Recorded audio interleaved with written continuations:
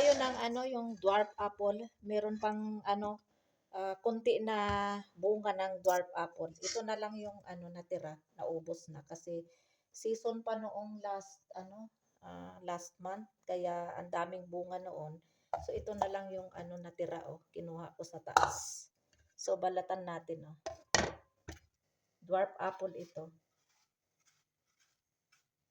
Ang daming bunga noon last month, June, July.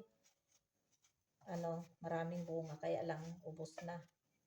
Ito yung kinuha ko kahapon. So balatan ko na lang para kainin. Dwarf apple. Yan.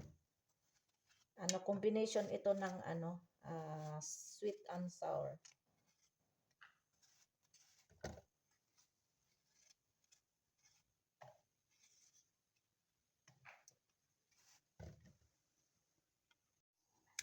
Next, magbalat tayo ng piras. Ayan, yung pears.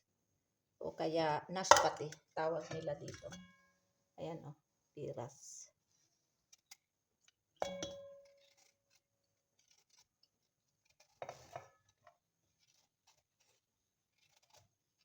Magmukbang tayo ng apple, piras, saka pipino. Organic na fruits.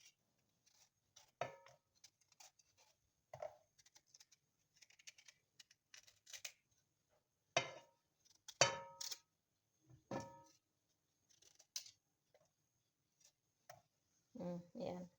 Ito yung dwarf apple. Ito naman yung piras. Tatlo lang ang balatan ko. Kasi araw-araw naman kumakain. Tama na itong tatlo. Next balatan natin ay pipino, kakri, cucumbers. Ayan, malaki na yata ito.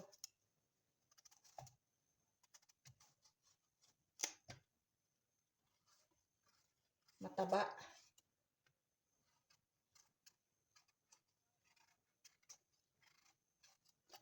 Ay, kalahati lang ang balatan ko.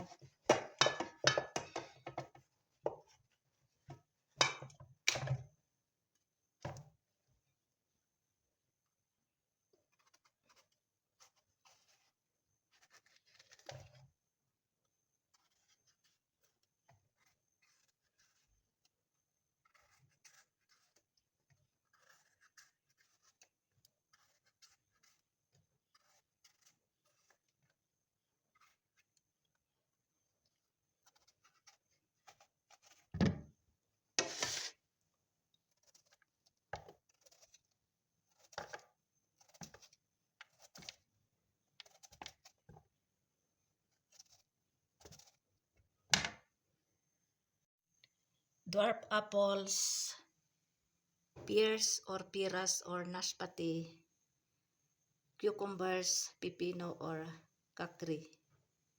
Ayan.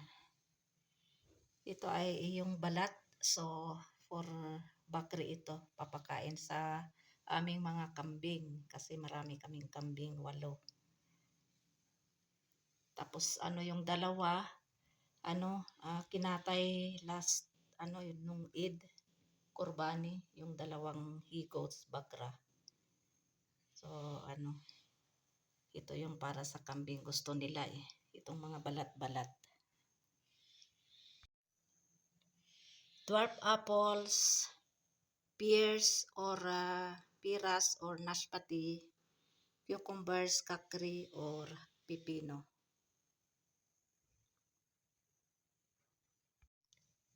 Dwarf apples, slices of dwarf apples, pears or piras or naspati, pipino, kakri or cucumber, slices of cucumbers, all organics. Yan, mukbang tayo ng 3 klaseng organic fruits. Dwarf apples, pears, cucumbers.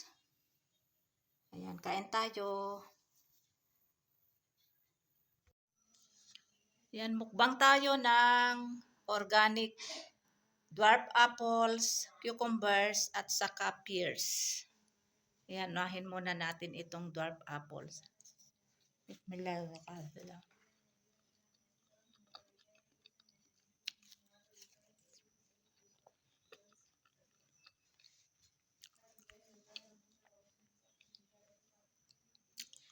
Hinog na masyado ang dwarf apples. Ito naman yung peras.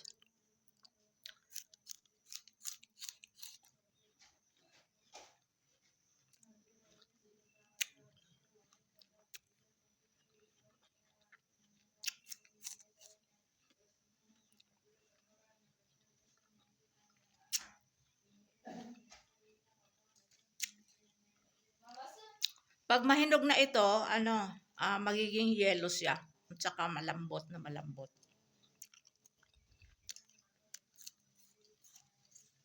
Saka matamis.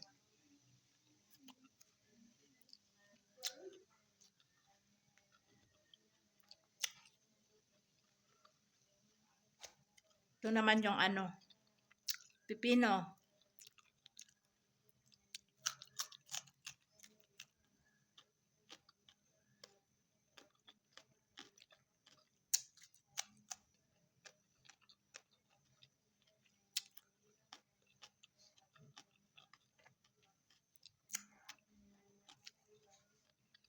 Nahirapan akong muya sa aking pustiso.